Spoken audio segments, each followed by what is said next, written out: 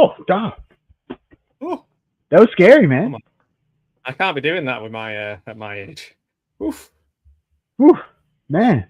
I don't know if my heart can take that, dude. I'm like, I don't think I can. Well, here we scary. are. Here we are. How are you, my friend? I'm great. A live documentary / list / slasher. No, maybe some slashes. What are we doing here, Al? You tell me. You're the brains of the outfit.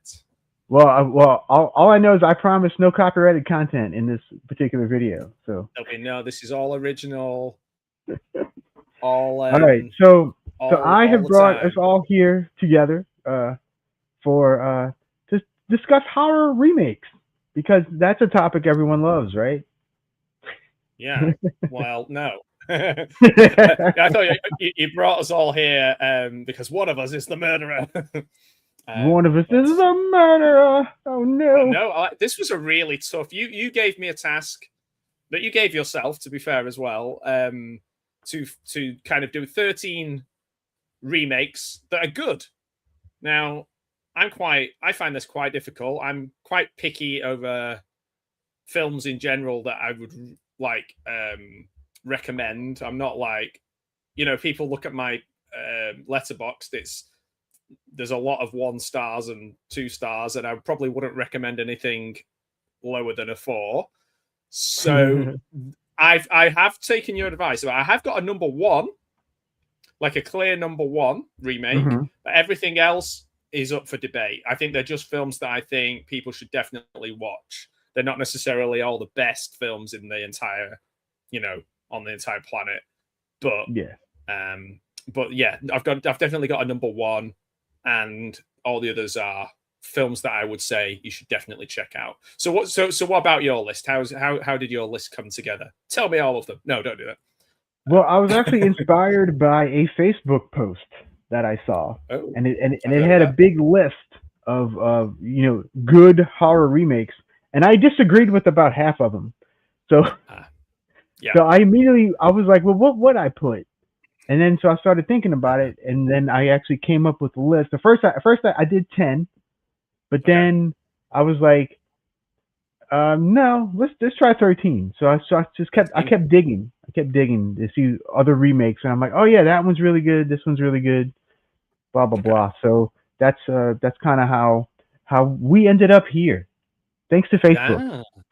Well, it then gave me a sort of idea of 13 Ghosts and doing like a little trailer and artwork for it. So I've had a lot of fun. Yeah. The hardest part was choosing the movies.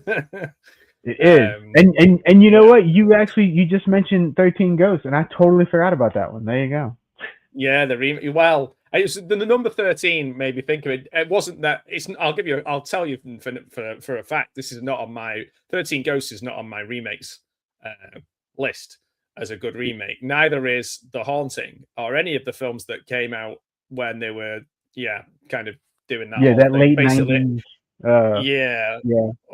Remake Owen Wilson was in all of them, and wow.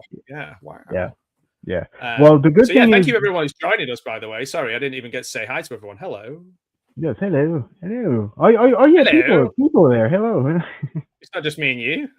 It's just me. I thought it was just me and you. I thought we were just chatting. Shooting the poop, shooting the breeze. But the cool part is the 13 that I actually have every single movie, and I'm going to show them off when we get to them.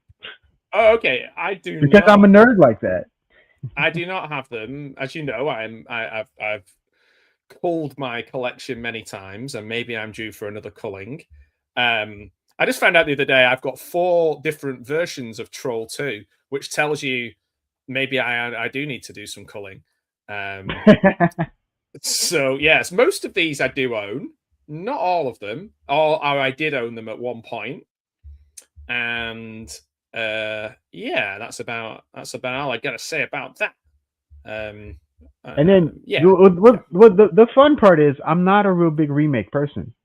I'm not. Kind of the funny thing about this list is that I'm not, but I was able to find good ones, so I'm pretty happy with what I've found. I think all mine are fun. Some of them are excellent. Some of them are like Probably not as good as the original, but still worth watching.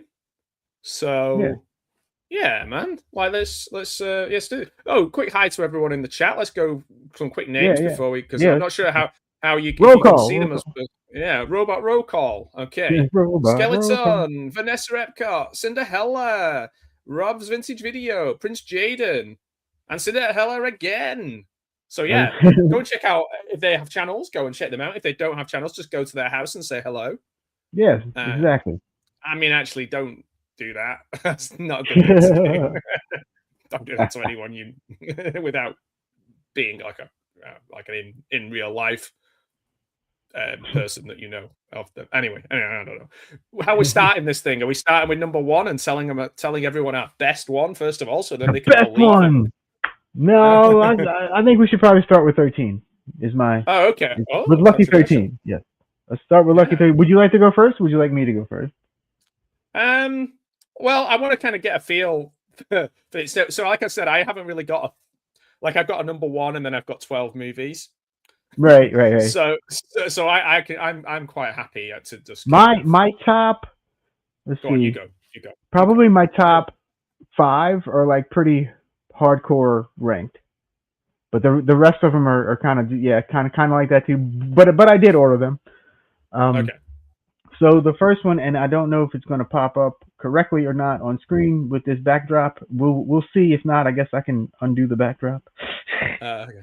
But my first way, one, if we come up with the same one, are we going to leave it and talk about it when it's higher? we can just kind of talk about the movie as it's there, and then later on be like, oh, that's when we get to your number, oh yeah, you've already mentioned this one, Okay, we'll do it that way. Yeah, that's good. Yeah. All right, so my number 13 is from 2004, and it is the remake of Dawn of the Dead. Okay. Yeah. Tell me more. 2004. Have you seen this one? Yeah. Is this Sarah Polley one? Yes. The Sarah Polley one. Yes. I saw that one at the cinema. Yeah. As did I. And I was pretty impressed because the original is such a classic and one of my favorite movies of all time. So I definitely thought that it would never live up to the hype. And I was glad that I was entertained. Like Shane. Are you not entertained? And yeah, it brought the fast zombies, and it was different enough from the original to kind of be its own thing, which I also appreciated. I would agree, because some of the the sort of Diary of the Dead and the one those two. Those are quite hard going. Like, they're not that great. But this one's a good one. It is a remake, as we said. No shit. But I remember it being good. I remember it being okay. Like, I don't know if I've maybe watched it once since then. It's not on my list, but I respect your right as an American to I respect you to put it on your list. So beautiful. Yeah. So, I don't hate it. You know what I'm saying? I don't hate it. Yeah. So people in the chat, let us know what's your number 13, or what do you think of Dawn of the Dead? Let us know. Let us know in the comments. Yeah, that's a good idea, man. All right. So Matthew, joining us. So Matthew, what do you have for 13? Well, Albert, I have Albert. I have. I'm going to go with this one from 1998. And I'm not even sure if this strictly classes itself. I'm getting this out of the way now because people might go, it's not a remake. I'm going to say it's a remake, or even though it only has certain things in common with the original. I'm going to say this is a remake of Invasion of the Body Snatchers from 1998. This is The Faculty. It is instead of Aliens, Alienation. But 1998's Robert Rodriguez, unofficial remake. This one, all my others are, you can't really argue with, but this one, sure. From 1956, Don Siegel's Invasion of the Body Snatchers, great film. I just wanted to put this in because I wanted to talk before the new Scream movie comes out about how much I really connected with Kevin Smith. Yes, Kevin Smith. But Kevin Williamson's writing. Maybe that was a Freudian Kevin. But yeah, it's a stealth remake, I guess, relocating replacement paranoia into a high school. Yeah. I guess crossing it with what Breakfast Club. I spent a long time trying to get my hair like Josh Hartnett's hair, where it was messy, but he'd done and also wearing those things where you wore like a long sleeved white shirt and then a t-shirt over the top. That was my go-to thing for a while. Oh yeah. But not all of the cast are really good in it. Like Claire Duvall's really good, and she's so underrated. Yeah, man, she's in quite a few challenging films that didn't make it big, but she was good. Jon Stewart was the teacher. I remember that, and being like, I remember him. Because there was because Jon Stewart was quite popular in the UK before he was really popular in America. He had his own chat show called Where Was Elvis This Week on BBC Two. And then he went over to then he got more popular on Comedy Central, and then blah blah blah off he went. But he was just kind of seen as a bit of a Dennis Leary facsimile, or even Dennis Leary being a facsimile himself of Bill Hicks. But it was. I liked the stunt casting was all good. It was a fun story. I quite liked the use of the fizzy ballpoint pens with the stuff in them. That was a pretty cool thing. Yeah, I do remember that. So it's not technically a remake, but I wanted to put it in there because I don't really feel like people talk about The Faculty. It's one of that era that stands the test of time, better than the werewolf one that Kevin Williamson went on to do next. The first half an hour of disturbing behavior I always think about for that time was really good as well. Kind of a body snatchers or more like Stepford Wives kind of feel to it. Yeah, definitely that vibe. Yeah. But yeah, that was my number 13. I imagine some people are going to say that's not a remake, and they're probably right. But that's why it's at number 13. It's close enough. Yeah, you can see what I'm getting at. Yeah, hopefully, yeah. Yeah, for sure. All right, folks, what do you guys think of The Faculty? Have you seen that one? It is a classic, and it should be revered more. I actually love The Faculty. I think it's a fantastic movie. And 28 years ago. When you initially watch it, you don't initially know what's going on, and like it kind of just builds, and then when it gets there, you're like, oh crap, and it's like. Yeah, it's really good. Rod Rodriguez is such a good filmmaker too. So yeah, it's a lot of fun. It's a fun film. Don't take it too seriously. Don't think it's real. Yeah, exactly. Exactly. All right, number 12. All right. So for number 12, I have an American remake of a Japanese horror film. Oh, this was on my long list. I think if it is what I think it is. All right. You might think what it is, but mine is The Grudge. Oh, okay. It's not what I thought it was. It's not what you thought it was. There you go. All right, The Grudge, Sarah Michelle Gellar. This is a great little scary movie, man. Like I remember going to the theater and just being like creeped out by this movie. And I adore Sarah Michelle Gellar. I'll watch her in anything really. But the fact that she was doing horror movies in like 2000, I think it was 2004 or so, which was like perfect. So yeah, The Grudge, super good. That's a good one, man.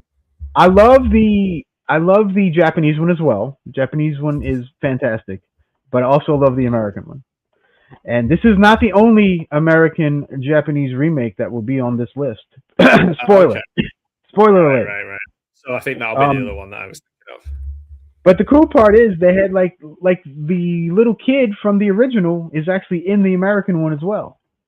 So and it was the same guy that did the Japanese one, did the American one, the same director. So It's Oh, very that's similar, and it's very good. I highly recommend it if you haven't seen either one, the Japanese or the American. They're both fantastic. You can't go wrong either way, really. nice. Yeah. Nice. Okay. Yeah. That's a good call. Okay. I'm I'm just going to choose one at random now. I'm going to do from 2020. So for me, an incredibly modern film. Yes. A from 2020, directed by an Australian, a remake of a film from 1933, that was directed by James Whale, The Invisible Man. Now, a lot of people gave this a lot of poop at the time. Lee Winnell's Invisible Man from 2020, Mm-hmm.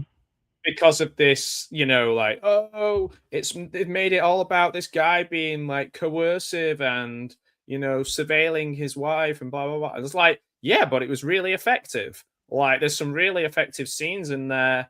Like when they're having the meal together, that stayed with me, and they're in the restaurant and stuff happens that is kind of no one else is aware of what's going on. It's the perfect use of invisibility as something petrifying. I thought it was made really well. I'm not like the biggest fan of like that group of filmmakers, like the Saw guys, Mm-hmm. they're not like any of those films are not like my face. But this one, The Invisible Man, and again, I think it's at the peak of people watching these kind of boutique horror films and and people maybe started turning against them a couple of years later and going, oh, why does it have to be so like arty? Or I don't know what the issue was really. I guess if it had A24 on it, then it was like elevated horror and all this kind of stuff. But I just Right. think it was a really interesting, well-made film, possibly Lee Winnell's best made film. I'm kind of left Mm. cold by a lot of the other stuff that he's involved in. But yeah, it's a good one. The Invisible Man. Have you got any thoughts on 2020's Invisible Man? Were you a fan of The Invisible Man, Stan? I have not watched it. Ah, I've not seen it. interesting. I do actually own a copy though. It's actually Okay. behind me. Yeah, I actually do own a copy, but I have yet to actually watch it. I did own Um, it and I don't anymore, and I have seen it. How strange. you see, that's weird how that works out, isn't it? Yeah, it didn't make the like. I was culling stuff, and I thought if I haven't watched it for a long time, then it's going. And I haven't watched But it it for a is long kind time. of funny that it's the Invisible Man, and he's no longer visible to you. Yeah, and also you So, haven't seen it. and also, Maybe you I have. haven't seen it. It's Yeah, maybe you have seen it and you just didn't know. maybe I have. I don't know. I don't know. Yeah. Ooh, But yeah, some chill there. I've heard mostly good things about it. So I do want to. I am going to get to it eventually. Um, and now that you recommended it, it'll bump it up a little more. It'll go There up the you list go. from 8,000 on your watch list to 7,087. And 97, yes. Yeah, yeah. Exactly. Exactly. So what's yours then? All You right. sounded So this very. next When you one, said exactly then, you sounded very Bill Maher. did I? Exactly. Yeah. That's funny. All right. So this next one you might not have seen. You Was may it have. Invisible I Man? don't know. But so this is what number 11 now. So Yeah. this was probably a little controversial. Oh. Because again, the original is so revered and just amazing. But this one is not quite as amazing as the original, but it's so different from the original that I really liked it for its different tone. Um, Okay. and I'm talking about 2018's Oh, new film. Suspiria. Oh, okay. Right. It's not on my list. Okay, have you seen it though? Have you seen it? I have seen half of it. You've seen half of it. Okay. And again, divisive because I think a lot of people do not like this movie, which Bear I in get. mind, I Suspiria get. is my favorite like scary film. Like it's the film I find the scariest, the original. So Yeah. yeah, Yeah. yeah. But this one surprised the heck out of me. because I went into it thinking I was gonna absolutely hate it, and I was pleasantly surprised that after the movie happened, I was like, "What in the world did I just watch? And why was it interesting? I don't understand." So what year did it come out? How long have I been putting off watching it? Because I only watched it a couple of weeks ago. 2018. Oh wow, I've been putting off watching it. 8 years ago now. Yeah, been up 8 years, but that's almost as long as she Suspiria. spent learning to dance as well. She spent years learning to dance to be good for her. I remember reading that. Yeah. Well, you see, Mayanne knows. See, she says the Suspiria remake is insane. It is. It absolutely is completely bonkers. And maybe I need to watch the second half of it. I was just instantly like, it's not going to be as good as one of my favorite films, which is a really hard bar to pass, isn't it? Yeah. Well, if you go in with that, mindset, like you said, it's a very different take on the whole thing. Yeah. So if you just look at it as a completely separate entity, you may enjoy it more. But so that's my number 11, Suspiria. Okay. I can't argue it isn't a well-made, beautiful-looking movie. So yeah, I'll give you that. Okay, so this is the exact opposite of what I just said. So this is a remake of one of my top 5 films of all time, and I don't think it's as good as that, but I think it's different enough to be interesting. The cast is great. The director does a really good job, and the practical effects are amazing. So this is a remake of a film from 1968. This was remade in 1990, directed by Tom Savini. This was Night of the Living Dead. Now, I do like this film. I don't like it as much as the original. I know many do. It's the right template. Oh, interesting. Okay, I wonder why that's so close to hand. I wonder. I think some of the character changes work really well, and he keeps the bits that need to be kept, and he updates the things that need to be updated. Not necessarily need to be, but if you're making it in 1990, then yeah, you probably should. So they're coming to get you, Barbara. They are.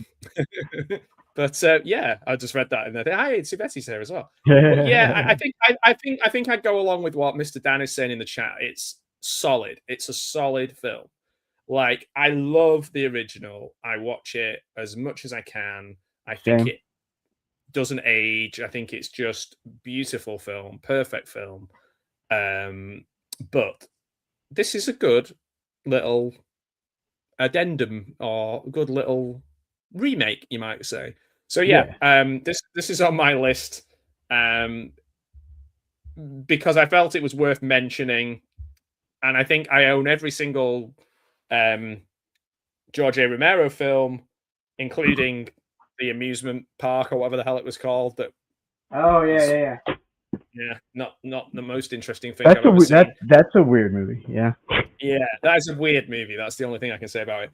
But I don't own this version of Night of the Living Dead, so it's worth watching it. That's all I'm saying. It's worth watching it.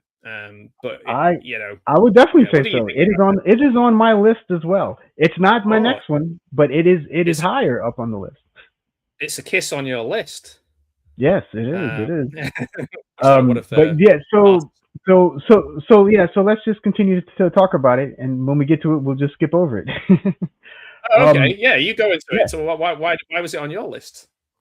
So to me, the way everything is laid out is just beautiful. Of course, it does take from the original. It's very much the storyline starts from the original and kind of goes, but then at a certain point, the movie changes and it turns into something else. And the character of Barbara is so different in this version. She becomes this like total badass, and she just it's amazing. And it's by Patricia Tallman.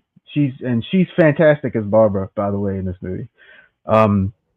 And if you want a kind of a, I think grittier is kind of not the right word, but if you want a different version of Night of the Living Dead, this is the one that you want to watch.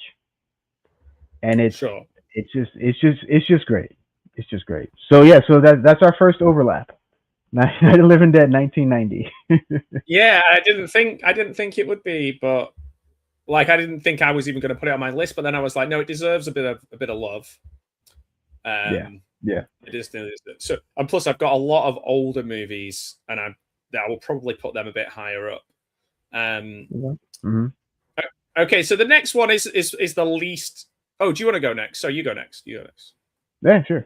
All right. So now we're in top 10 territory now. And this one will probably be controversial as well, because I know a lot of people who hate this movie. Okay. But I thought it was a fresh take. So I'm going Rob Zombie's Halloween. At number 10. Oh man. Yeah, I can understand what, like, a lot of the criticism of the film is like just criticism, like in terms of he always has to do things a certain way. But I think around that time, it was, if you look at it in the context of when it came out, it was a bit more fresh. I think people are a bit fed up with his shtick a bit more now. Yeah. Looking back is maybe not the best way to judge it. It's probably to look at it. Like, I remember watching it and really liking it. But then there's things that he does in it now that I roll my eyes at a little bit when I watch it through the lens of now. Right. Well, so there's two versions of the movie as well. Yeah. There's a theatrical cut and a director's cut. And I like Rob a lot. Don't get me wrong. I don't like everything he does. But 9 times out of 10, the theatrical cut is so much better than the director's cut. And that is the case for both of his Halloween movies. The theatrical cuts are way better if you watch those, because they're edited tighter and there's not as much bloat. So the thing I really liked about his first Halloween is just that, again, it was a different take on it because we followed Michael as he quote unquote developed, right? So it really, the whole first half of that movie is not anything you saw before. And I thought it was mostly interesting. There was some aspects of it I didn't like. Like I didn't like that he was basically like trailer park trash and all. Like that was stupid. But like I think overall the overall arc of the whole thing I thought was really neat and executed mostly okay. And I thought the performances were great. I thought that Dave Furch guy, the Little Michael, I thought he was fantastic. I thought he was really good as Little Michael. And I love Scout. I love Danielle Harris. All those guys. Like everybody in the movie was like perfectly cast. I thought for the time. I think at the time, and I think maybe looking at it now, I'm a bit tired of how he like fetishize the sort of things he fetishizes of like you're saying like trailer park culture kind of stuff. It's almost like it's like trucker hats, you know. It's like you don't really see people wearing trucker hats now, or like it's like trucker hats and Kid Rock. It's like they're not really a thing. But I would have wore a trucker hat in 2000 and whenever this came out, 7 was it? 2007, 2007. So yeah, I would have worn. So I get where you're coming from. I definitely think it's an interesting take on the story. But there's definitely things about it that are almost laughably fetishized now, but still, I think it's more entertaining than any of the Halloween films that David Gordon Green, or whatever he's called, Green did. And even maybe the last bit of the third one I thought was pretty good, but the first bit of the third one was pretty interesting up until the kid fell down the stairs. I thought that was really cool, but take that out of context. That's a really strange sentence, but Yeah, yeah. I've listen. I'm still wearing my juicy couture and Von Dutch hat, Mayan in the chat. So you know, my Yeah, there you go. my Crocs and my me and Josie hanging out rapping. There you go. So yeah. I get why, and I'm not against it. So I mean, you might not like my next one because it's not scary at all. All right, what you got? What you got? So my remake is of a film from 1932. The original was directed by Karl Freund, and this one transforms gothic horror into, well, blockbuster stuff. Directed by Stephen Sommers. It's 1999's The Mummy. Yeah. Yeah, Brendan Fraser. What a legend. So good. He's good in Bewitched as well. Not Bewitched. What's it called? One with Liz Hurley, not Bewitched. Bedazzled. Bedazzled? Okay, yeah. Bedazzled. I wasn't gonna say Blast from the Past, but yeah, he's good in that too. He's good in that. He's good in everything. Yeah, he's really good in that one. Yeah, he's great as Link. So yeah, in Encino Man, or California Man as we call it here in the UK, because we don't know what Encino is. What the hell's an Encino? You don't know what Encino is? Brendan Fraser. What's a Fraser? It's Fraser. I don't know what to do with those tossed salads as well. Okay, so yeah, I remember watching this at the cinema and just no irony was needed. I just enjoyed the hell out of this movie. Rachel Weisz was great in it. Everyone's great in it. It's really well cast. It's like an Indiana Jones for I was going to say for kids, but Indiana Jones is for kids too. But it's like an Indiana Jones movie, really. It's a lot of fun. T. Betty likes it too. Cinderella in the chat there. Mayan likes it. So there's three of us. So if you don't like it, you're a big dumb silly man. What do you think? Well, let me tell you how much I hate it. No, I'm kidding. Oh, here we are, Richard Roper and Roger Ebert all over again. No, The Mummy. That is a solid choice. You know, I didn't even think of that one, honestly. Yeah, that would be on my honorable mentions for sure. Yeah. That would, and I do have honorable mentions to say later when we get closer to number one. I don't have any. You're like, I'm out. But you're right, dude. Like the Brendan Fraser Mummy is it's just a fun movie. Like, yeah, it is great. I remember leaving that theater like so pumped. I was like, man, that was awesome, dude. Yeah. I was like on the way home, I was like, the bodies hit the. I was just listening to stuff, music to pump me up even more. Not that that was in the film. Sure. Yeah. Oh, absolutely, man. Yeah, nice pick. Yeah. I was like, get down with the sickness. I was listening. I was banging heavy tunes on the way home, listening after that in my first car. There you go. Right.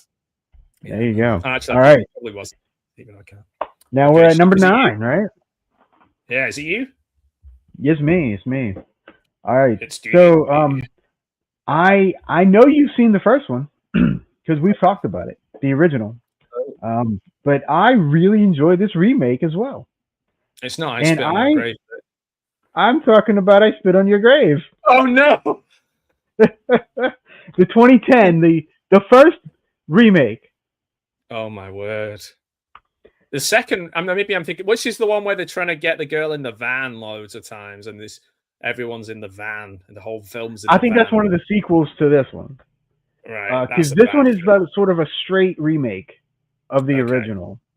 But the thing I liked about it, so you know, we had a nice long discussion about the original.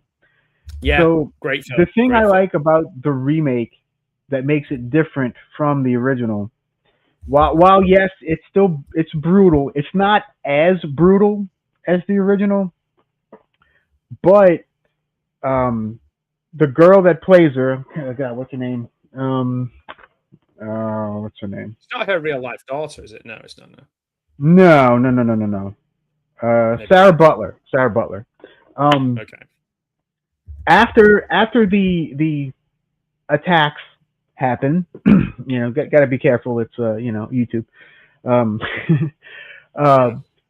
she really transforms into this like vengeful force, and not that the original didn't either, but I find that she goes even further in the remake, and I really like the second half of the I Spit on Your Grave remake is so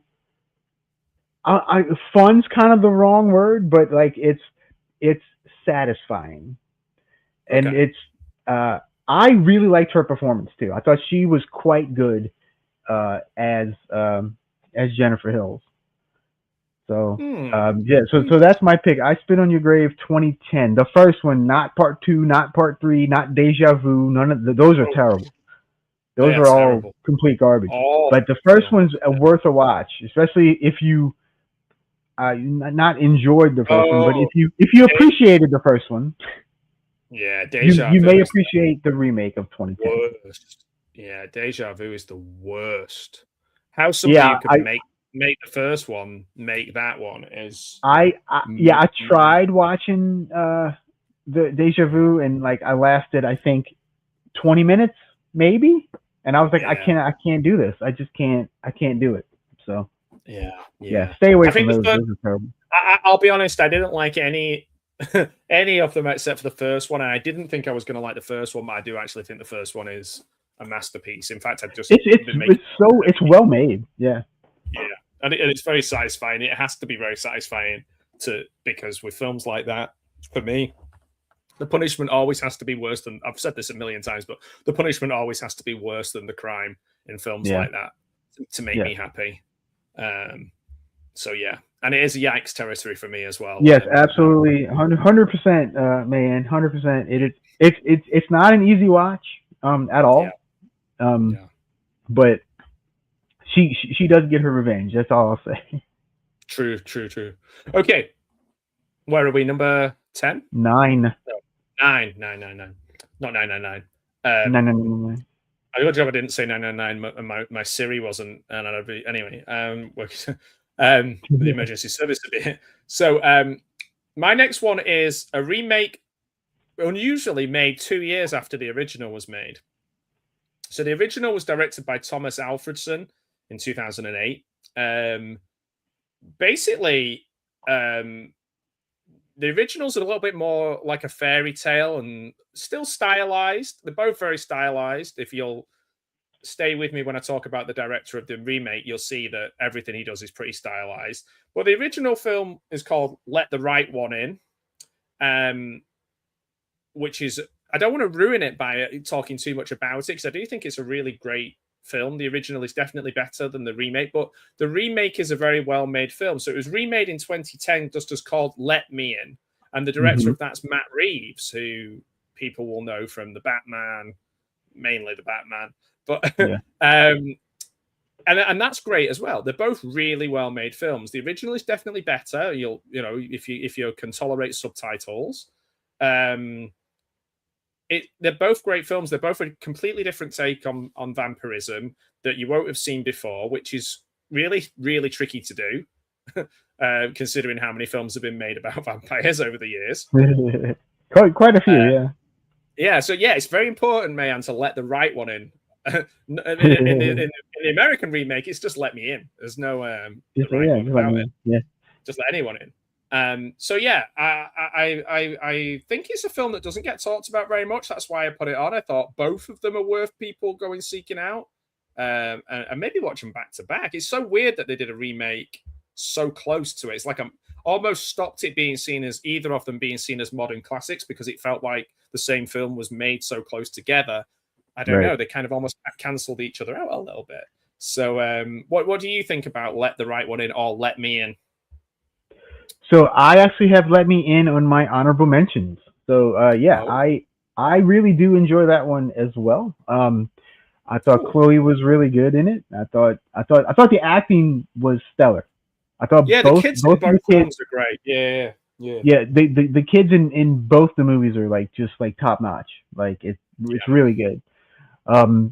like you said, I do like the is it Swedish or Norwegian, whatever. Yeah, Swedish, Um, I do like the Scandinavian one better.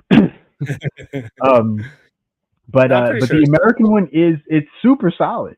And if you hadn't seen the original, the remake is it's perfect to watch. Especially, like you said, if you don't like the subtitles and all that jazz, well, there you go. We have it's not shot for shot or anything, but it's the same story just told in a slightly different way with Americans. Yeah, I think it's as good as it's going to get in a taking something so almost very cold and icy kind of feeling and very Scandinavian, and they've done a great job. Matt Reeves did a really good job with that. So yeah. And I've also read the book, and the book is way more insane than the movies were. so if you want to go like hardcore, read the book. The book is something else. So it's just like a book. A book is just like a film with subtitles, but on paper. So on paper, and instead of watching it, it all just occurs in your head. Yeah. So you can kind of create those pictures in your mind. So for those guys who are watching and maybe don't know what a book is, then check out the book. It might be your first one. Check it out. And then like Mr. Dan just said, Richard Jenkins is the guy in the American one, and he's really he's again like perfectly cast as that role. Yeah, but his character in the book is way worse than he is in the movies. I'll just say that. I'm just gonna switch my heater off because I feel like I'll pass out if I have to. Oh man, it's getting hot over in the UK. That's right. It's getting a little warm. A lot of films in the late 90s, 2000s. It's getting hot in her. Getting hot in her. That's right. Okay. All right. So we are at number 8 now, correct? I believe. Yeah. Why number not? 8. Yeah. Sure. All right. Let me make this big again. All right. So number 8. This is kind of a weird one, I guess, in the remake world because it's half of a movie. Oh. Anyway, I'm going with It Chapter 1. It. Yeah, I forgot about that. It Chapter 1. I hate to say it, but I like It Chapter 1 probably the best out of any of the It movies. Oh, I know that's a lot to say, but I've only seen the first one of the new ones. The second one's good too. Of course, it's just like the original. The first half is better than the second half. And don't get me wrong, I absolutely adore the Tim Curry. It used to scare the bejesus out of me as a kid, but Bill Skarsgård is just insane as Pennywise. And all the kids are, I don't know who cast these movies, but the kids are just perfect. Yeah, they're good.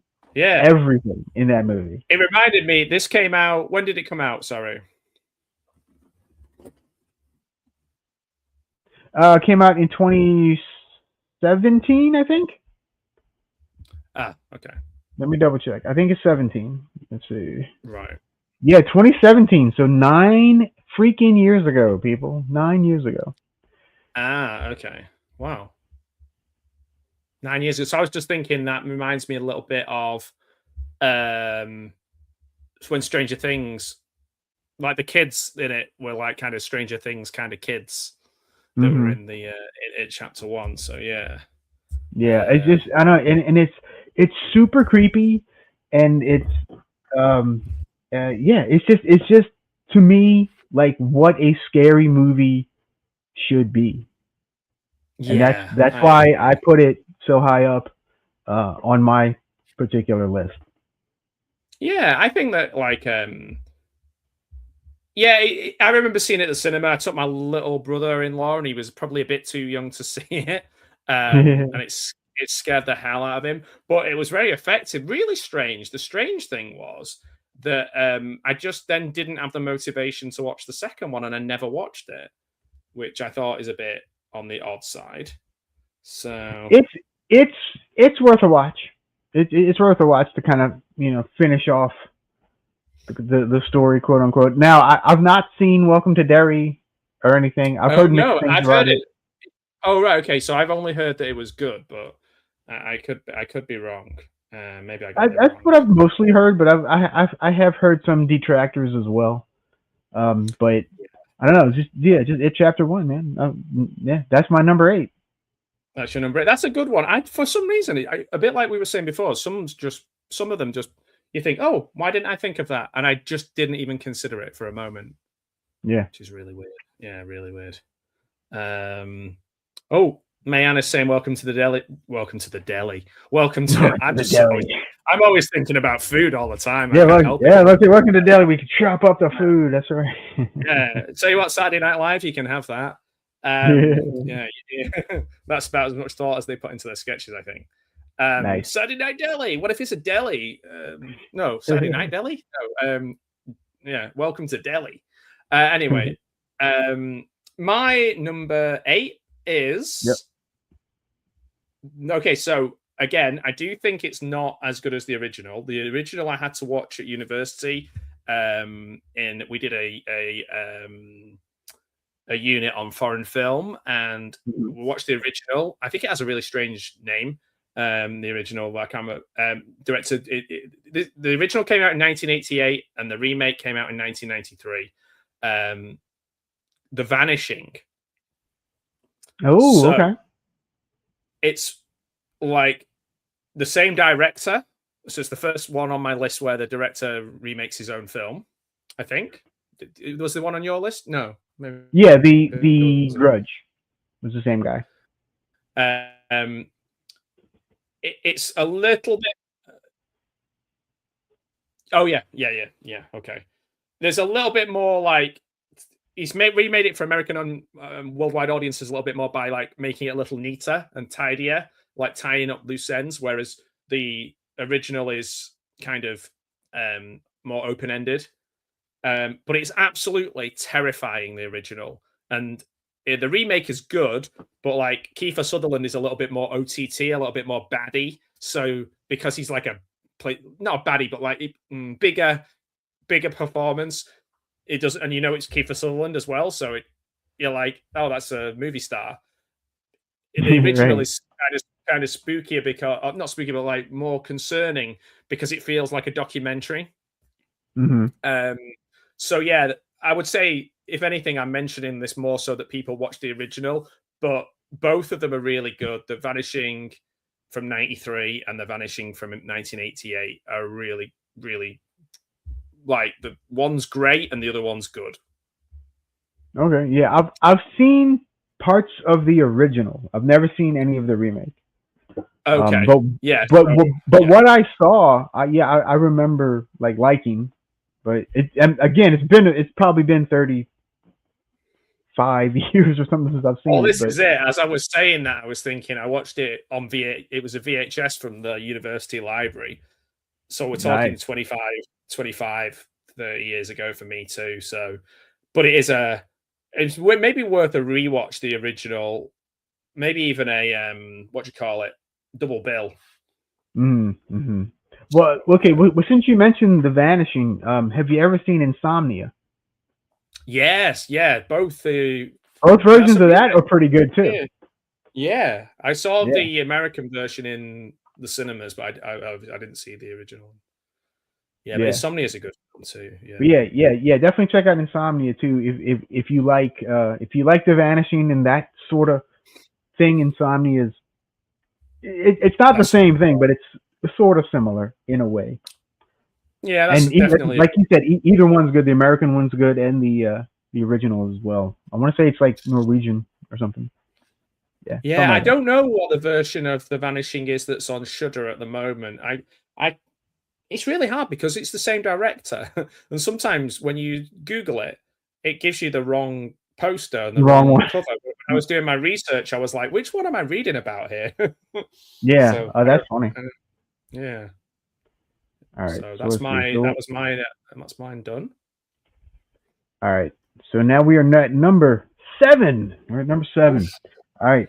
This one's probably going to be controversial. Because this is another one people either loved it or hated it.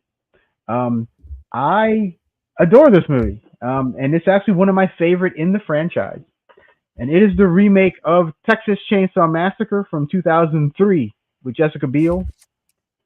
Ooh, okay. Okay, now let me preface this by saying the original is an absolute banger. The first two actually are absolute bangers. 2 is my favorite. Yeah. But this one is so solid. Like it's a good movie. Like it's from start to finish, it's a good movie.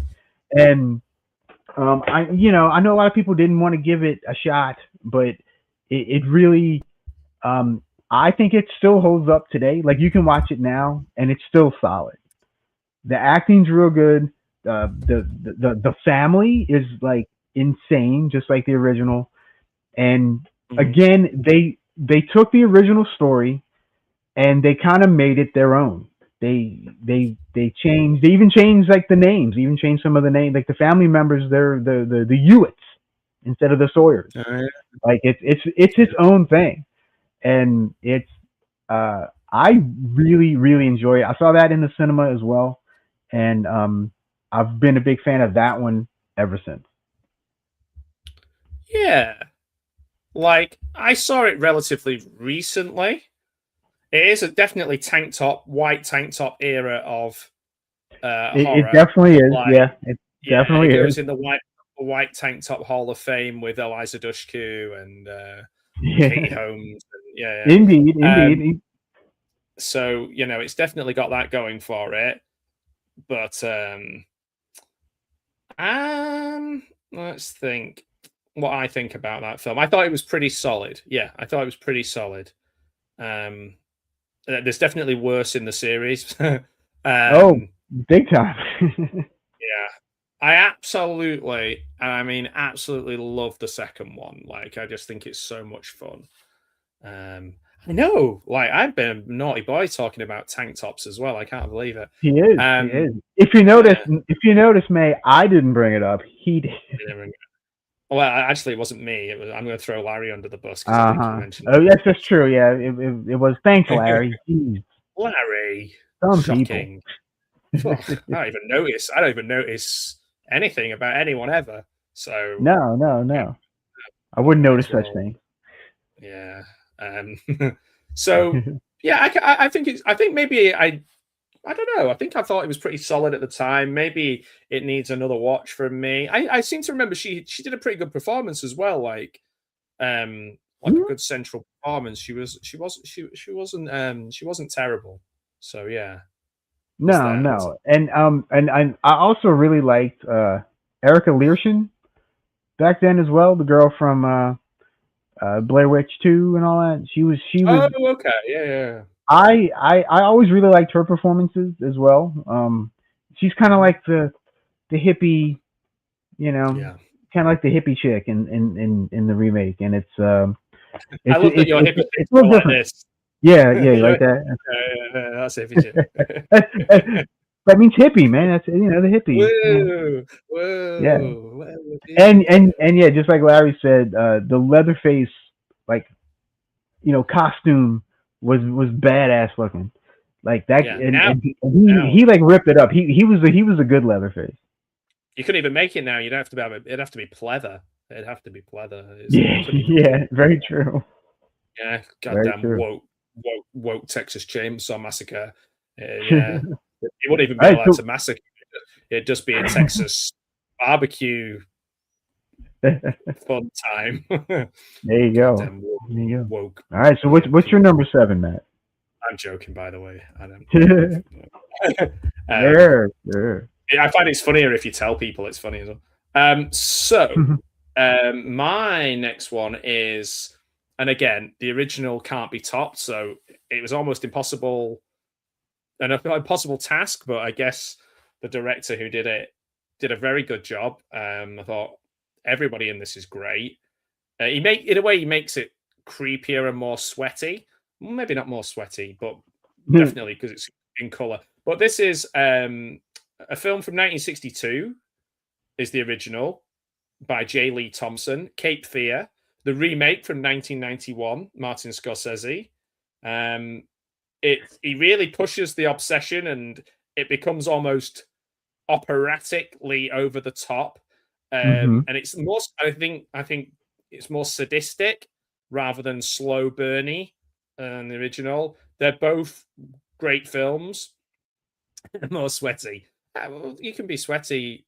Trust me, Larry. There can be lots of people who are sweaty, and it's not sexual. Trust me. Just me eating a pizza. That's not sexy, is it? So yeah. I remember watching this version of Cape Fear and being like, "Oh my word, Robert De Niro is so creepy." Juliette Lewis is amazing in this. Nick Nolte's great, really, really good. Cast against type in it. Yeah, it's a good, solid film. It's a real uncomfortable watch. Both of them are uncomfortable watches. So Robert Mitchum's amazing. Yeah. Robert Mitchum he's so freaking good in that movie. Yeah. Oh my word, he's great. And like the impact that film, both of these films have had on professional wrestling as well, with so many people trying to do like a Max Cady kind of character from like Bray Wyatt. To Waylon Mercy. Waylon Mercy, Barry Windham did. No, yeah, Waylon Mercy. so, yeah. Yeah. Oh yeah, for sure. Yeah. Oh, super. Yeah. Both are super creepy, in kind of in different ways. But yes. Yeah. But both equally as insane and creepy. Yeah, man. It's that idea of just somebody being either close to or in your home. It's like the thing that made the original Strangers so uncomfortable, or Funny Games, or anything like that. It's really tough. Yeah. I can't imagine like the pressure that Robert De Niro was under to deal with that performance, and it's just and always be compared to Robert Mitchum. Well, that's it, and it's just on the cusp of where De Niro's starting to just maybe accept being in anything. Maybe about 4 or 5 years before he starts just going, fuck it.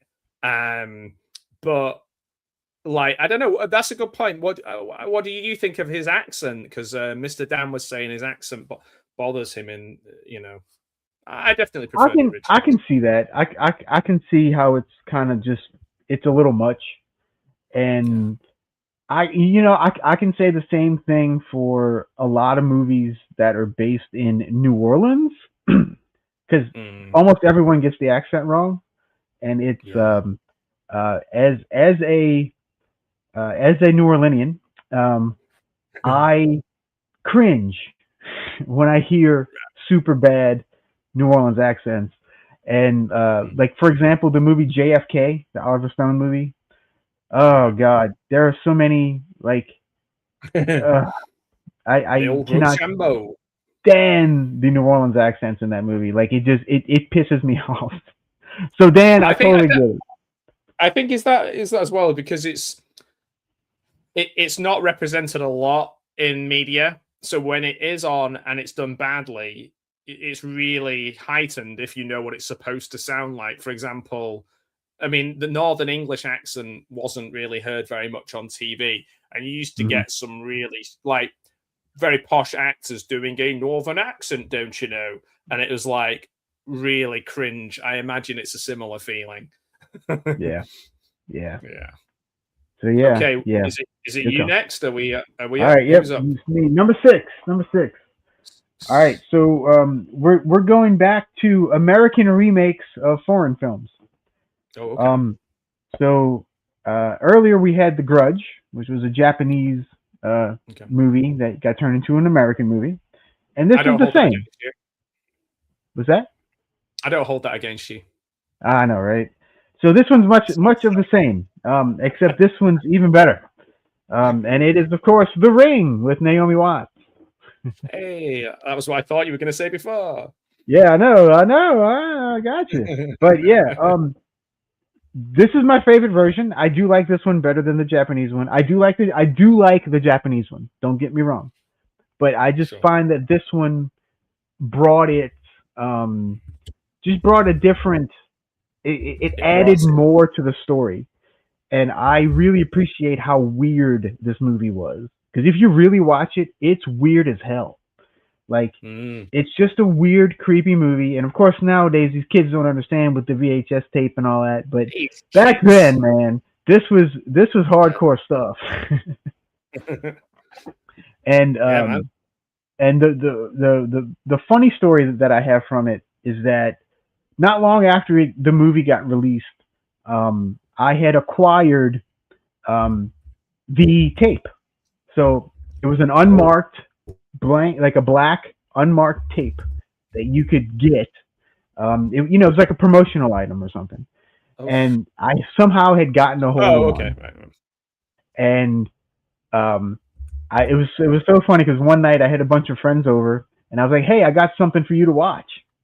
And I didn't tell them what it was. I'm like, "Oh, it'll be a surprise." So I popped it in the VCR, and then all of a sudden it started playing, and two of my friends got up and left. No way! Like, I thought you were going to say, hell no. Like, I'm not watching that television. They were never seen again. Yeah. I saw this one at the cinema as well, which is mad because I didn't really think I watched horror movies back then, but I did. I must have done. So yeah, it's a good call. I haven't seen it for a long while. And fun fact, I was indeed the kid in the movie. No, that's a fact. Yeah, that is a movie fact. That's right. It's not true. That is a Pugwall fact. Yeah. Yeah, man. I thought I'd put that in because it's true. So, that's a good one. Now, mine, I'm going to go old now. I'm going to go old school. Are you ready to go old school, Al? Let's go old school, baby. I love it. Brace yourself. Okay. I know everyone's thinking, when is he going to say this movie? Everyone's thinking about it. So this film is a film from 1939. It is a remake of a film from 1927. It's a comedy horror, classic old dark house structure, starring Bob Hope. It is The Cat and the Canary. Nice. That's right. Okay. No Tweety Pie in this one, but for me, I've watched most of the versions of The Cat and the Canary. Some of them border on boring, some of them are rubbish, and this for me is the best of the bunch. And if you didn't like the Daniel Craig, what are they called, Knives Out films after the first one, you thought the second one was no good, and you haven't got around to watching the third one, don't watch The Cat and the Canary from 1939 instead. It's much more fun. So there's so many versions of this, but this is I think the first one I've said maybe that is better than all of the other originals. Better than the original. But it was a play as well, and I think there was a silent version. I'm not sure, but I call the 1927 one the original, but I think there was one before it. But I think there might have been one. Yeah. So The Cat and the Canary. All right. Even though I'm allergic to cats, but I watched it. I was fine. Oh, thank goodness. Thank goodness. That's good. Yeah. And a very different take on it, because that one, of course, is a bit more comedic.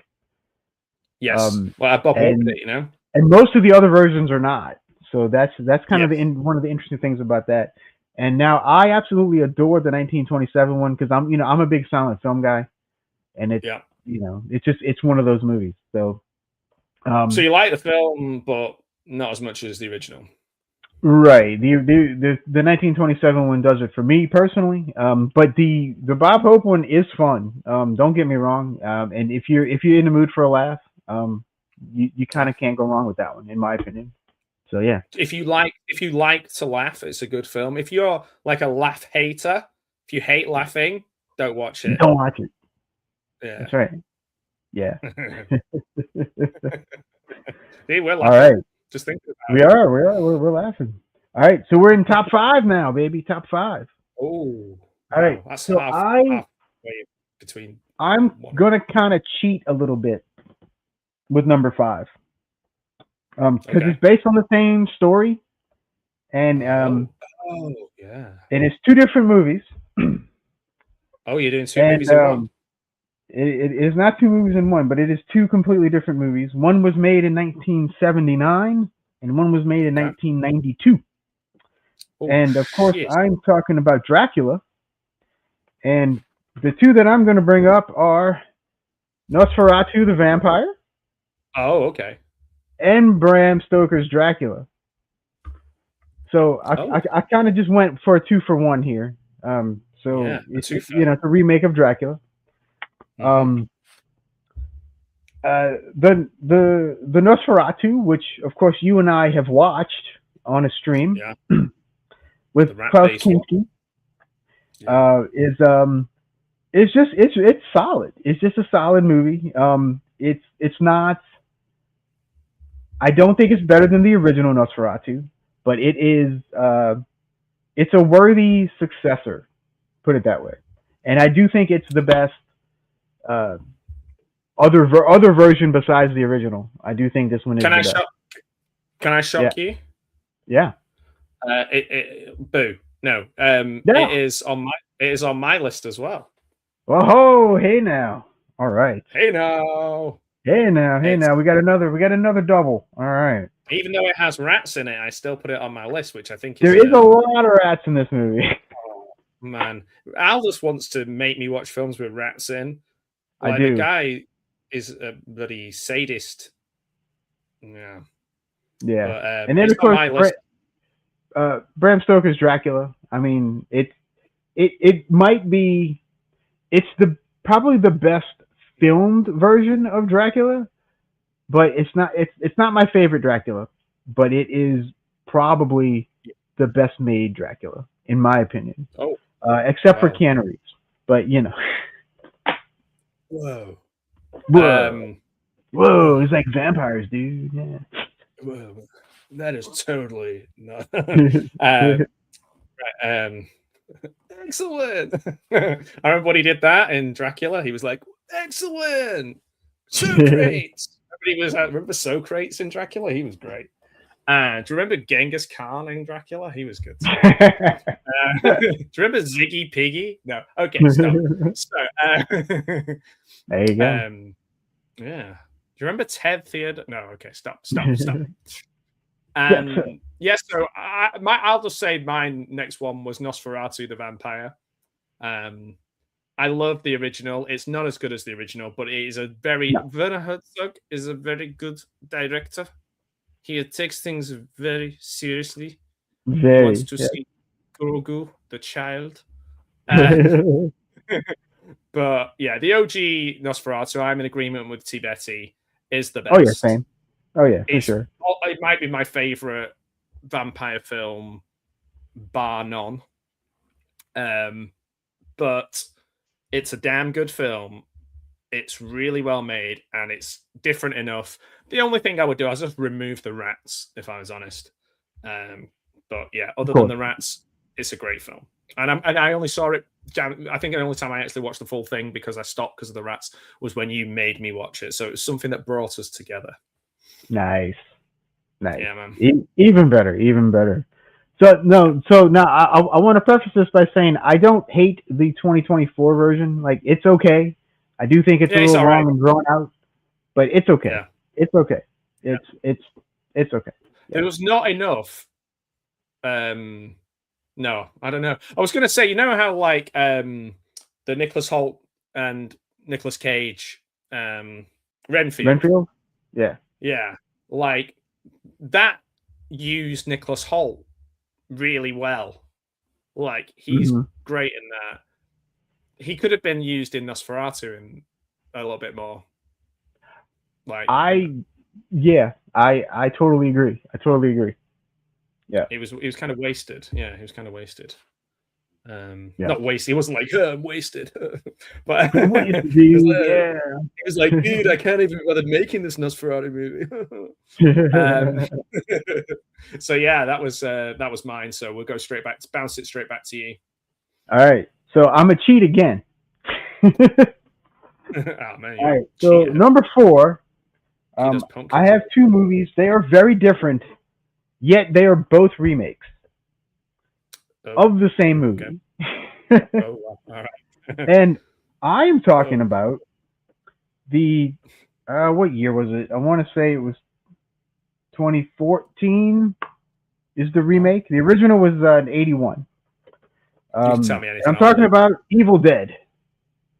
The 2014 remake. And since I did this, I also had to put in Evil Dead 2, Dead by Dawn, because it's basically a damn remake. Yeah, that's true. That's true. So like I said, 2 very different movies that are remakes of the same movie. So I guess let me talk about Evil Dead, the remake, the official remake first, I guess. Okay. I went to the theater. I had a like a sneak peek, so I saw it.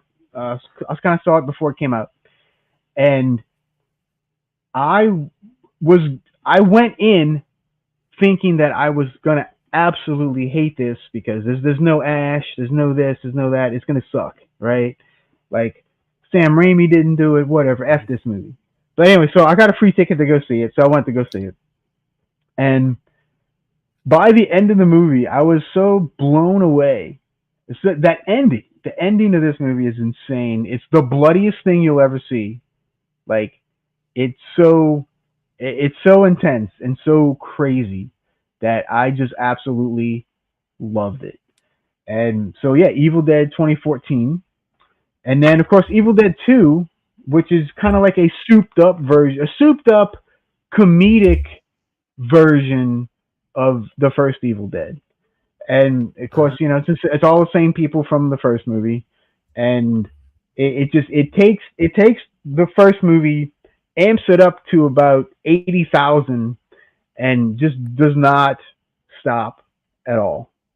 And so yeah, so that's my number 4, Evil Dead and Evil Dead 2, Dead by Dawn. So what do you think of the Evil Dead movie? I admire the first one a lot. And the just getting it done the way they got it done. I love that kind of, you know, where you get like a group of people together who are all collectively helping the film in a way that's like enhancing the creativity. So like John Carpenter and his group of friends, and like Deborah Hill and Tommy Lee Wallace, and the same with I like all the collaborators of Sam Raimi. I just love it. But I've never been in love with the franchise, so like none of what you said would be like controversial to me. Oh, hey minute. And hey Rhino, just got 2 new people in the chat. That's cool. But yeah, I got distracted. I can't do 2 things at once. Squirrel. Yeah, well, yeah, that's that's me. All right. I start. My brain stops working properly after about 8 o'clock in the evening, and we started at 9. So, this I can't remember much about the 2013 one. Maybe I need to watch it again, going off what you've said and what people are saying in the chat. Certainly, Mayan is a big fan of it. She was saying in the chat. I watched the latest one, which I thought was Rise. Yeah. Really good. Yeah, I thought that was good. I thought the beginning of it was really cool, actually. The beginning and the end were really good. Yeah, I don't have any strong feelings. I'm not willing to fight you on any of those things. A few things people mentioned in the chat that might have more knowledge about it than me. Rhino Destructo says they do not count the 2013 Evil Dead as a remake, but it's a great movie. Mayan said it's her favorite film of all time, and Fede Alvarez is genius, and that movie's a masterpiece. And Ash's car is in it, and he says groovy at the end. And he does. That's so I can totally see it. Not not seeing it as a remake. But this list is remakes, reboots, reimaginings, whatever the hell you want to call them. It kind of rebooted the series. It kind of gave it life again. So that's why I'm counting it. Yeah. Okay, I like that. And maybe I will have a watch party, and maybe I'll ask Mayan to teach me the ways of 2013's Evil Dead. That is definitely a period of time, maybe 2010-ish, where I was like, I was probably watching 50s, 60s, and 70s films more, and I tapped out on a lot of modern horror. So yeah, for various reasons, I think. So I'm just looking down my list. I don't think I've got anything above 1986 left on my list. Well, wait, let me see something. I have one, but we've already mentioned it, so. Oh, okay. So I'm going to go for a film that has got a great Christopher Lee performance in it, where he's not the main character, he's not the main villain, but he's an arse. He's just an arse in the film, and it's really fun. It's Dr. Jekyll and Mr. Hyde from 1973, directed by Roy Ward Baker. And, Lee is kind of a really weird... Yeah, he's an interesting kind of... I don't know how to put this, really. I don't know how to describe this film that doesn't make it sound boring, and it isn't boring, but you do need to stick with it. How can I describe this without making it sound terrible? I should have thought more about this, I guess. Well, have you got any thought? I'm trying to have a look back at my notes here, because when I watched it recently and I really enjoyed it. I didn't expect to, because I was kind of in a bit of a Frankenstein phase, and I think Frankenstein's my favorite Hammer franchise. I just think it's amazing. Well, that's really funny that you just said that, because over the Christmas holiday, my wife and I just rewatched all of the Universal Frankenstein movies. Oh, okay, right. So yeah, I just think that's funny that you mentioned that, because yeah. I wonder if that's just a cultural divide as well. Like, I'm always going to go Hammer, and you're always going to skew Universal. To be fair, as I was going through it, and I was thinking, like, there's so many versions. I get so confused with my versions of Dr. Jekyll and Mr. Hyde, even and Sister Hyde as well. And it's such a classic tale. I'm looking down my list of all of them, and I made a mistake of writing down every single one, and then that didn't help, because it just confused me even more. And I'm sure other people will say they've got more, they prefer a certain Dr. Jekyll over another one, because they never really stopped making remakes of this film. It's I'm looking to see, there was one in Dr. Jekyll and Ms. Hyde in 1995. Obviously, there was the Eddie Izzard one recently, which wasn't very good at all. That's what I've heard, yeah. Yeah, no good. Dr. Jekyll and Sister Hyde. There's the Spencer Tracy, Ingrid Bergman one. Oh, my word. There's the blaxploitation one, too. It's like Dr. Black and Mr. Hyde or something. Probably, yeah. But I mean, they didn't put much thought into that title. There's just so many, but I wanted to mention it really more as a franchise. Just because it's stood the test of time, and I'm sure somebody will be making a big, massive... They've done Frankenstein this year. They've done, other big properties. We've even done Nosferatu. So I'm sure we're due another massive, big budget Dr. Jekyll and Mr. Hyde. It's coming eventually, I'm sure. Yeah. Yeah. I just wanted to mention the franchise. I did pick out that one, and then I was like, well, actually, I'm not sure. But have you seen the Broadway version with David Hasselhoff? I haven't. That's a real thing. I'm not making that up. We go and see that together. Yeah. I am not making that up. So there you go. Hey, JK's here. Ginger Ninja all the way from down under.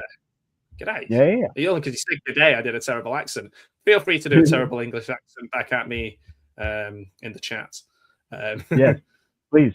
Yes, in the chat, make sure you use the most British accent that you can. Yeah, like, hello, you crumpets, you scone. Yeah, hello, you spot of tea. Oh, bloody hell. Right. Oh, that was good. You just talk about black pudding all the time, how much you love black pudding. Oh yeah, black pudding's my favorite, man. It's the freak. the devil's pudding. Oh man, it's yeah, it's not. I'm never having. Well, I do get black pudding with my full English, but what I do is I save it in my napkin and then I bring it home and give it to my dog. There you go. There you go. She Beautiful. loves it. There you go. Yes. All right. You ready for top 3 now? By crikey, I am. Oh, sorry. We're getting down to the nitty gritty, y'all. And since you said a year a minute ago, I think this one's probably on your list. Okay. This is the year you mentioned, 1986. And of course, I'm talking about The Fly. Yeah, it's on my list. Yeah, there we go. I mean, David Cronenberg's The Fly. Now, again, don't get me wrong. I adore the original. I love it. But this takes it to a whole new level. It's so the whole movie just creeps you out. The whole movie, you're just like you're on your skin is just crawling for this poor guy, and it's just Jeff Goldblum, Gina Davis. I mean, how can you not love this movie? Like, it's so damn good. Like, yeah, you know, like it's just it's a great film. It's one of Cronenberg's best movies. In my personal opinion. And it's one where really he proves he can do a blockbuster in a way that like Tim Burton can do a blockbuster. Mm-hmm. Yet, for whatever reason, maybe he didn't want to. He didn't get the similar kind of opportunities, or maybe didn't want to. I don't know. It's great across the board. It's great practical effects, super story, completely different take than the original, so you can't really judge them, can you? As the same. Yeah, they're really two different things with the same title. Yeah. It's got funny bits in it. I mean, obviously, I always think like David Cronenberg is like he's like an uncomfortable. He's basically I'm not saying this because of the things he shows, but the way he shows them, he's almost like a movie version of a gynecologist. I can see that. Yeah, I can see that. Like I'd imagine very uncomfortable. I don't know for certain, but can be, I'm sure. Awkward, but important. Okay, I'm not going to carry on with this analogy. But I do think he is somebody who is maybe, is he underrated? I don't know, but he's certainly, a lot of Canadian. He might be the only Canadian director who does get kind of seen as an artist, or like say Bob Clark or someone like that maybe didn't get his flowers and should have done, and right. Just had a lot of their ideas stolen. I feel like a lot of the Canadian directors had their ideas stolen, but Cronenberg, The Fly, what a great choice. Yeah, that would have been the next one on my list as well. So yeah, Uno, not Uno reverse. Uno reverse. Yeah. See, Nanette's a fan. There you go. She's a fan of both as well. So. It's no walk in the park, I tell you. It is not. It is. All right. So what's your number 3? It's not The Fly 2, but I don't like that one. It is not. No. You cannot deal with The Fly 2. Sorry, Eric Stoltz. I love you, buddy, but no. It's fine. I've heard Eric Stoltz is going to be Marty McFly. He'll be fine. Yeah. Exactly. Yeah, he'll be fine. He'll be fine. He'll He's be got fine. a big movie coming up. Yeah. Okay. My next one. Okay. So it's the only two left. Yeah, there's only 2 left. Okay, so my next one is one of my favorite Hammer films, if not my favorite Hammer film. It is. No, actually, it might not be. It might not even be my favorite in the series because it changes pretty much on a daily basis because I love this whole series and I mentioned it earlier on. It is from 1957, Terence Fisher's The Curse of Frankenstein.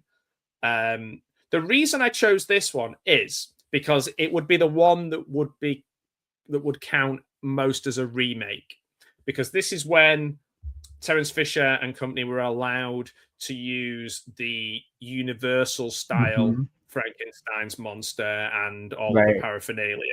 So this is where Hammer was allowed to go to town with more than just the source material, but the material that other people had interpreted it as. So you get the best of the Universal side of things, and you get a Hammer take on it. So really, you can't, it's got, you can't beat that combination. It's almost like if you like Universal, like if you're like Al and and you love those Universal movies that those Yankee Doodle dandies love. But if you love a pot of tea and a scone and you love your Hammer films, then The Curse of Frankenstein is a great film, and I would say it would count as a remake more than maybe any of the other Hammer Frankenstein. So that's why I put it in there. Not necessarily it's my favorite in the series, because that changes, but it's a great film, The Curse of Frankenstein. Thoughts, comments? I think that is an absolutely beautiful pick, and I should have put that on my list. Because like everything you just said, I completely agree with. And Peter Cushing is probably, I would say, my favorite of that era. Like him, Christopher Lee, Vincent Price, all those guys. Peter Cushing to me is such a wonderful, just magnificent actor. And his Frankenstein is just, he completely stole those movies from everybody. Insane. Yeah, it's insane how he can be the worst bad guy in one franchise and the best good guy in another franchise in the same studio at roughly the same time, and nobody questions it because he's that good. Yeah, I mean, he's just the man. He's the man. He's the goddamn. He's the man. He's the goddamn man. Right. He's the goddamn candy man. No, it's not the candy man. The damn candy man. He could have done that. He could have done that. He could have been the candy man. All right, so now we're down to the top two. Oof. So my number 2, we've already talked about. It's Tom Savini's Night of the Living Dead. Okay, and my number 2 was that one that I just said. All right, there we go. So Night of the Living Dead. Like I said, we've talked about it already. I do like the original more, but I just really love Tom Savini's take on the whole thing. All right. Yeah. So since we breezed through our number 2, because we both mentioned it, I'm going to mention my honorable mentions. Oh, keep us hanging on. I'm going to keep you hanging on, baby. Yeah. All right. And one that we mentioned already was Let Me In. That's an honorable mention for me. Okay. And I do have 4 others. I have 4 other honorable mentions. Okay. So my reaction to your honorable mentions will be either a thumbs up or a thumbs down if I like them or not. If you want, sure. if you've seen them, you might not. It's a couple of them you might not have seen. If I haven't seen them, then it's thumbs in the middle. Yeah. Be like the bar, right? Like in the middle. Yeah. All right. So the first one is from 2005, and it's the remake of the Amityville Horror with Ryan Reynolds. Oh, and no, because I don't like him anymore. I just really like that one. It is better than almost all of the sequels. So, that's probably my second or third favorite in the entire series. I'm talking about of the official movie. The second Amityville film's a lot of fun, but I can't remember much about it. The second Amityville film is my favorite in the series. Yeah, but yeah. All right, and then let's see. My next one is from 2012. It's a remake of the 1980 movie of the same name, and it is called Maniac with Elijah Wood. Yeah, I don't like it. You don't like that one either? No, I didn't like it. Okay, so the original, I'm actually a big fan of the original, and again, I was kind of afraid to watch the remake.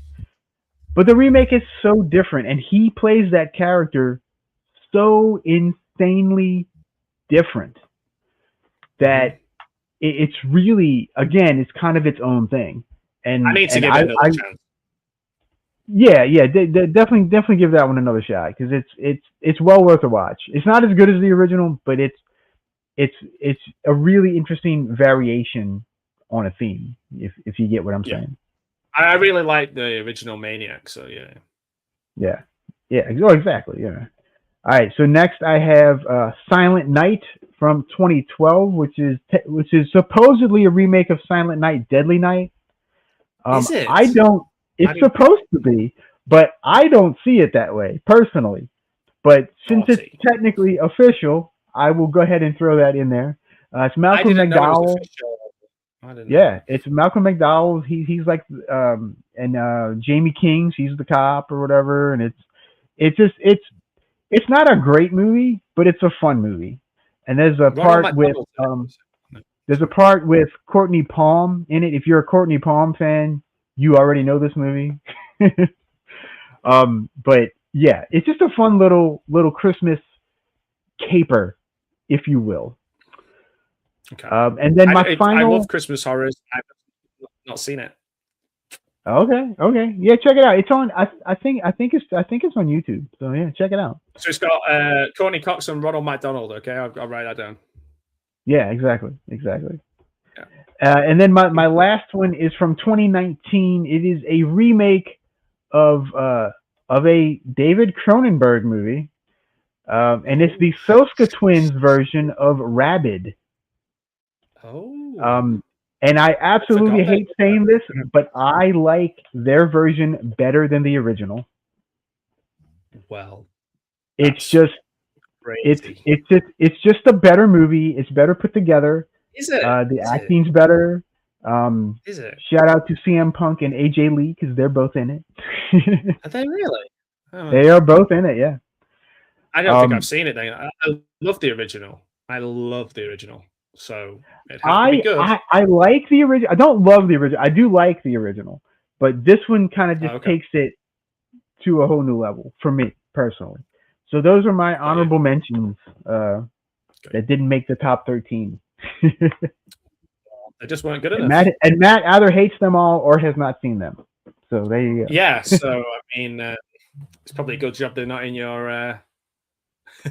In your list, otherwise I'd have had nothing to say other than screw Wrexham, Ryan Reynolds. That Ryan son of a gun, yeah, son of a nutcracker. Hey, Betty, how's it going? Should we say our number one both at the same time and see if we've got the same one? I'm betting we probably do. Yeah, me too.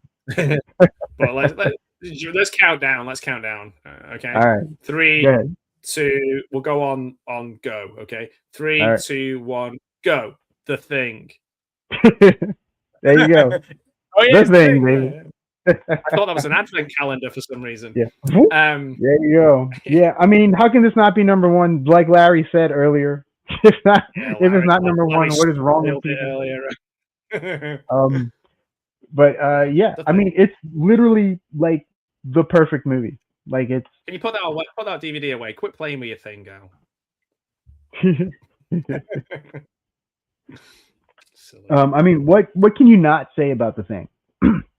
Like it's got it all. It does. It has incredible effects. The acting is amazing. The direction's amazing. The writing's amazing.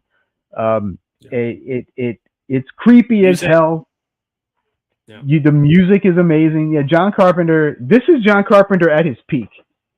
Yeah, and literally, it nearly broke him as well, which is crazy. Right? Yeah, like he literally almost like completely stopped everything, and you know. I think a combination of making The Thing and Chevy Chase is the reason why John Carpenter has completely white hair. Probably, yeah. At such a young age, yeah, probably so. But yeah, The Thing, man, I can't say enough good things about it. Good things about it. Things, but yeah, you know, I mean, it's The Thing. It's just, yeah. It's a lot of people's favorite movie. Like it is, and for good reason, because it's it might be mine. I don't know. It might be my favorite movie. I don't know. Really, maybe. It's one of the best casts as well. I mean, yeah, it's just absolutely lovely, really. To like see I said, something it's get such success after the event and have this continued like he must go everywhere he goes. People must be like, "Oh, it's my favorite movie." Yeah, like yeah, and you're like, okay, oh yeah, cool, yeah. Yeah. When it was like, oh well, it was a horrible experience for me, and everybody hated it at the time. Where were you? That's what I'd be saying. But yeah, it's the sort of attention to detail that you can understand that sort of film, a bit like Citizen Kane, where you can understand how somebody would be driven mad, or Apocalypse Now or something, where you can imagine someone being, or The Exorcist, you can imagine somebody driving the people around them and themselves mad making this film because it's just so damn good. Yeah. You have to absolutely. be, and then if you get a chance to watch, no, sorry. Okay. So if you get a chance to watch the documentary that's on there too, it's almost as entertaining as the damn movie. Like it's that good. And there's parts with Rob Bottin. They actually interview him, and he's notorious for not doing interviews and just being a complete recluse. So it's amazing that he was even on that thing, and literally the thing, right? But anyway, watch that, and it gives you a whole new perspective on that movie. All the crap that they went through to film that movie is really quite something else. And and the fact that we ended up with one of the greatest movies of all time out of it is just absolutely incredible. And it's mad that you can go to where they filmed it, and like the people who have the collection of all the props and stuff and all, they literally just traveled there and found them. All the stuff was just kind of left there. And then I went to a convention recently, and they had like a big display of all the things. Like they just must have just been like, "Fuck it, let's just leave all the stuff here and go." This is it was just so like intense, and that really, and also, because of that, we get some really great Kurt Russell leading man performances in the future as well. Oh yeah, for sure. It cemented him as that guy, because he's like the computer wears tennis shoes guy for quite a long time as a younger man, isn't he? Like he's oh man, Kurt Russell's just amazing. Full stop. The old pork chop express absolutely. we get. 100%. So have you ever seen the original? I have, yeah. I have, and I've also seen the thing on a train as well. That's based on the same book with Telly Savalas and Christopher Lee and Peter Cushing. That's based on the same source material book, isn't it? Ah, okay. What's it called? I always want to call it Terror Train, but my mind's gone completely blank. I know what you're talking about. Yeah, Horror Express. Horror Express, yes. Yeah. Horror Express, which again, is a completely different way of taking that same idea. And I just love anything like that's, but they're also different. And this is definitely a complete. I mean, and John Carpenter definitely has a soft spot for it, whether he says he doesn't or not, because I know he can be a bit like say the opposite sometimes, just to stir things up a little bit, be a bit of a provocateur. But I get the feeling that if he was completely honest, this would be his, the one that he'd stand behind the most. I love Assault on Precinct 13. I think that's probably my favorite of his films. But I'm not a massive Snake Plissken guy. Have you seen the Assault on Precinct 13 remake? Yes.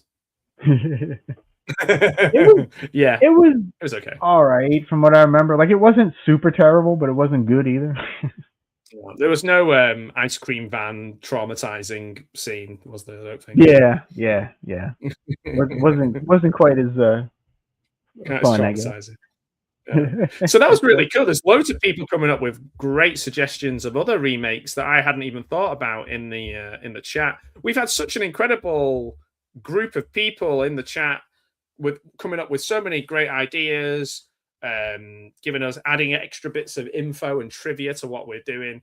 It's been an absolute delight, my good friend. Yeah. This has been a lot of fun. I'm glad we did have some overlap. I figured we would, since we have kind of similar taste for the most part. Yeah. But my favorite comment was from Man. She said the thing about the thing is ... It's Sting, man.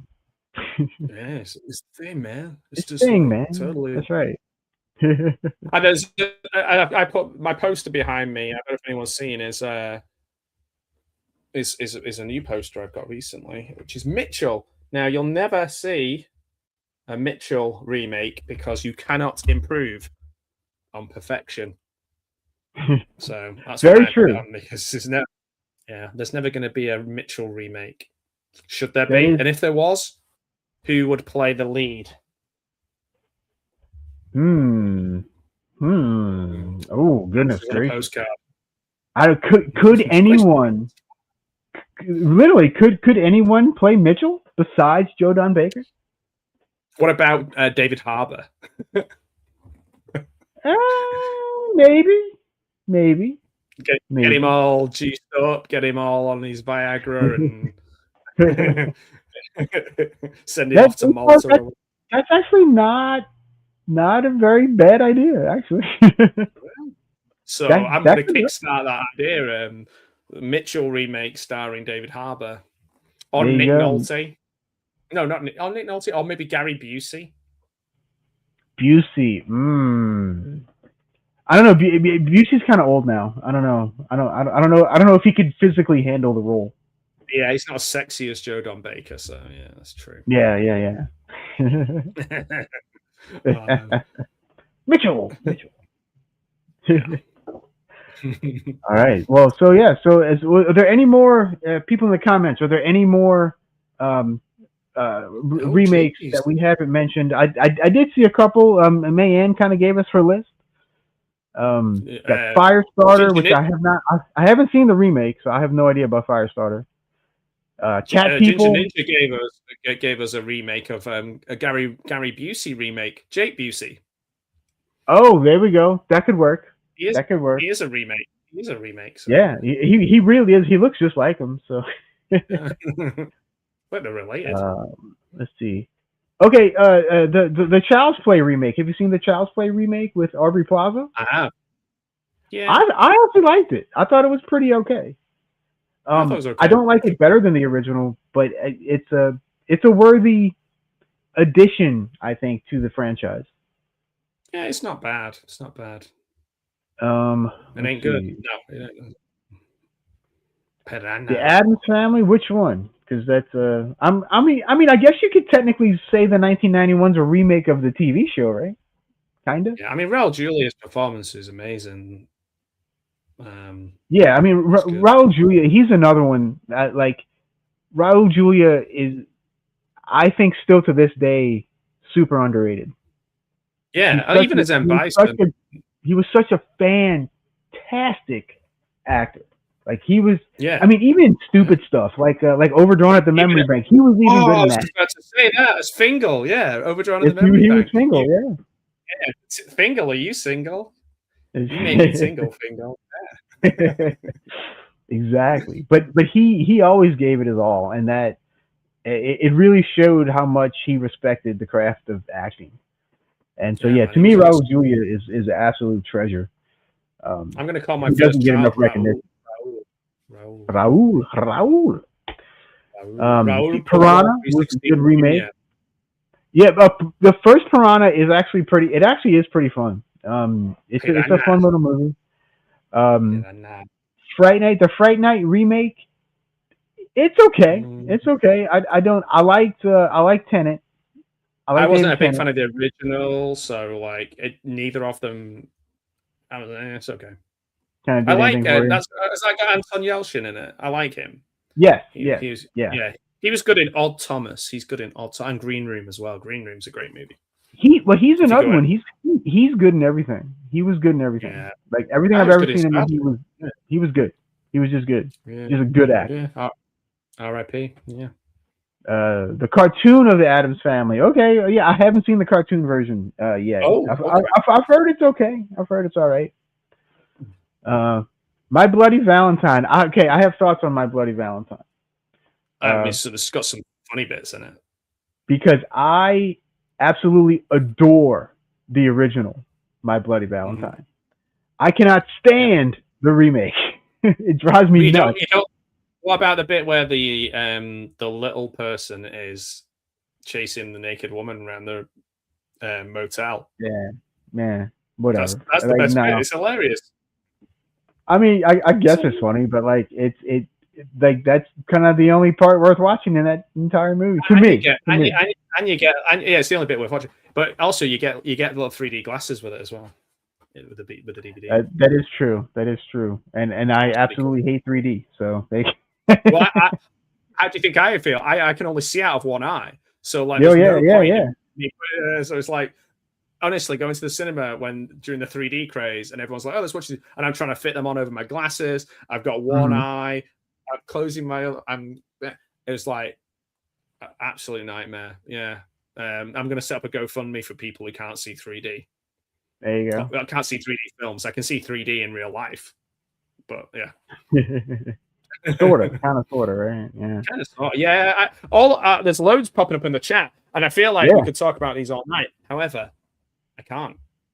I just can't. Yeah, Matt's like, I'm tired. Let's go. I don't go to sleep. I'm an old man. Yeah. Listen, you guys are insatiable.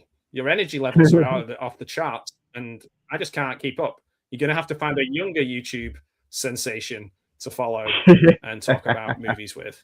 Maybe somebody younger and sexier and cooler like Al Lucard or Video Tasties or the Horror Cat Dad or anyone in the chat.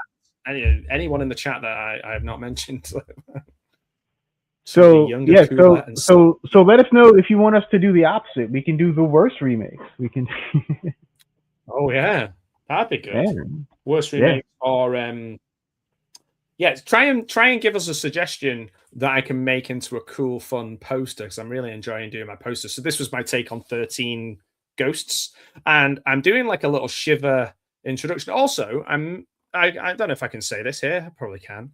I'm going to make like a little spoof documentary, and it's kind of going to be like a little take on the Talking Head documentary where they're like talking about horror films. If anyone's interested in filming something for that or being a part of that, just let me know, and I'll give you. It is sort of lightly scripted, so if you don't mind reading my words to a certain degree, then that'd be cool. Al Lucard has already signed up. He doesn't know it yet, and I've not asked him, but he's already signed up. I guess I'm in. I don't know. He's in. I'm in. Woo! There you go. 2 thumbs up. 2 thumbs up. There you go. And then Mayanne wants to know: Is Marcy home? She is. She's there asleep. She's chilling. Look at her. Oh. Yeah, she's supposed to sleep on this little bed I got her. She slept on this. Sleeping underneath. This is the content we all want. We want more Marcy content. That's right. Yeah, if you want to feel sorry for her, she had a fall this week. Oh no! She hurt her leg on the ice. So I've been carrying her up and down stairs the last couple of days, but she's fighting fit and strong now. So nice. That's right. Yeah, she's here because she knew Mayhem would be here, and lots of other people who like doggies. There you go. All right. Well, I would like to thank everyone for stopping by and with all your wonderful comments and suggestions and lists and all that good stuff. Yeah, I know it's been awesome. What a great group of people to share film chat with. And of course your good self, Al. Thanks for inviting me. Thanks for asking me to come along. Yeah, absolutely. Anytime, my friend. Anytime. And I'm sure we'll be back with some other choice content for you in the future. We'll be right back. Yeah. That's right. That's right.